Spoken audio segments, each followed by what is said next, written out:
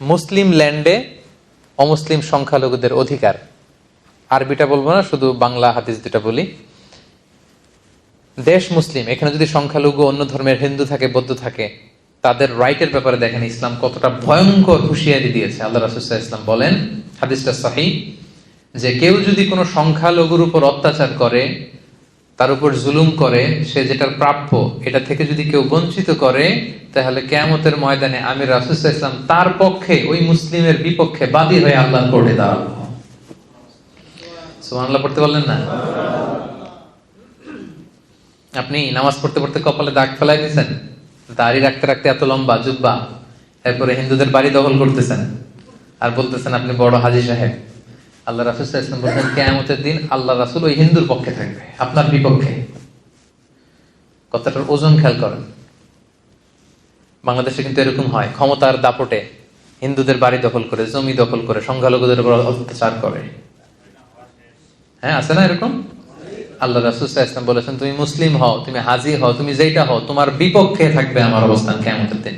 আচ্ছা, সোজা সাপটা একটা আনসার দেন। রাসূল সাল্লাল্লাহু আলাইহি ওয়াসাল্লাম যদি কারো বিপক্ষে বাদী হয়ে দাঁড়ায়, উপায় নেই। যার শাফাআত ছাড়া আমরা জান্নাতে ঢোকা কল্পনাই করতে পারি না, তিনি আমার বিপক্ষে, আল্লাহর সুপ্রিম কোর্টের ট্রাইব্যুনালে আমার বিপক্ষে। জান্নাতে যাওয়ার কোন সুযোগ কি আমার সেদিন থাকবে? জন্য খবরদার। সংখ্যালঘুদের ব্যাপার দেখেন ইসলাম কত কঠিন হুঁশিয়ারি দিয়েছে।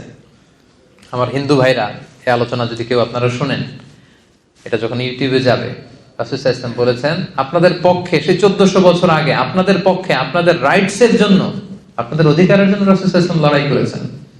স্পষ্ট ঘোষণা। সংখ্যালঘুদেরকে আক্রমণ করলে, এদের উপর অত্যাচার করলে, জুলুম করলে, এদের প্রাপ্য অধিকার থেকে বঞ্চিত করলে, আমি নবী কিয়ামতের দিন সংখ্যালঘুর পক্ষে দাঁড়াবো, তার বিপক্ষে দাঁড়াবো। হাদিস নাম্বার 1। হাদিস নাম্বার 2, আল্লাহ রাসূল সাল্লাল্লাহু আলাইহি ওয়াসাল্লাম বলেন কেউ যদি কোনো সংখ্যালঘুকে অন্যায়ভাবে হত্যা করে, কি করে? মানে এটা আরো ভয়ঙ্কর, এটা সহিহ বুখারীর হাদিস, হাদিস নাম্বার 6914।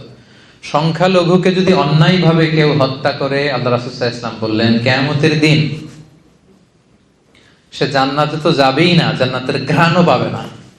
এজন্য খবরদার, ভয়ঙ্কর কথা কিন্তু আল্লাহ রাসূল সাল্লাল্লাহু আলাইহি ওয়াসাল্লাম বলেছেন। সো ইসলাম সব সময় ভিন্ন ধর্মাবলম্বীদের সাথে আমাদের সুসম্পর্কের কথা বলে, তাদের অধিকার সংরক্ষণের কথা বলে। এমনকি তারা যে মূর্তির পূজা করে, কোরআনের গাইডলাইন হচ্ছে লা তাসুব্বুল্লাযীনা ইয়াদউনা মিন দুনিল্লাহি ফায়াসুব্বুল্লাহা আদওয়ান বিগাইরি ইলম। খবরদার, আল্লাহকে ছাড়া তারা যে দেবী বা প্রতিমা, তাদের কাছে যেটা পবিত্র, এটা যে উপাসনা করে, ওই দেবী মূর্তি এগুলোকে তোমরা গালি দিও না, খবরদার। এটা কোরআনের ডোনস। কোরআনের অনেকগুলো খুব স্ট্রিক্ট ডুজ এন্ড ডোনস আছে। কোরআন বলেছে খবরদার, ওদের প্রতিমা, ওদের মূর্তি, ওদের দেবদেবী এগুলোকে গালি দিও না। দিলে কি হবে? ওরা আল্লাহকে গালি দিবে, ফলে তুমি কেমন যেন আল্লাহরে গালি খাওয়ানোর কারণ হলা, ঠিক কিনা? কারণ তুমি তো ওদের দেবীকে গালি না দিলে ওরা তোমার আল্লাহর গালি দিত না। তার মানে অমুসলিমদের সাথে যদি আমরা খারাপ আচরণ করি, তাদের দেবদেবীকে যদি আমরা গালি দেই, তাহলে কেমন যেন আমরা নিজেরা ইসলামকে ছোট করলাম। ইসলাম আমাদেরকে এটা শিক্ষা দেয়নি। ইসলাম সবসময় সহমর্মিতার কথা বলে, সাম্প্রদায়িক সম্প্রীতির কথা বলে, ধর্মীয় সহাবস্থানের কথা বলে, ইন্টারফেথ ডায়ালগের কথা বলে, যেগুলোকে সামনে রেখে আমরা একসাথে হতে পারি। ইসলামের মৌলিক শিক্ষার সাথে অন্য ধর্মের সাথে যে শিক্ষাগুলো মিল আছে, এগুলোকে সামনে নিয়ে কিন্তু আমরা একসাথে বসতে পারি, একসাথে কাজ করতে পারি। তাহলে সংঘাত এগুলো কমে যাবে। কথা বুঝতে পেরেছেন সবাই?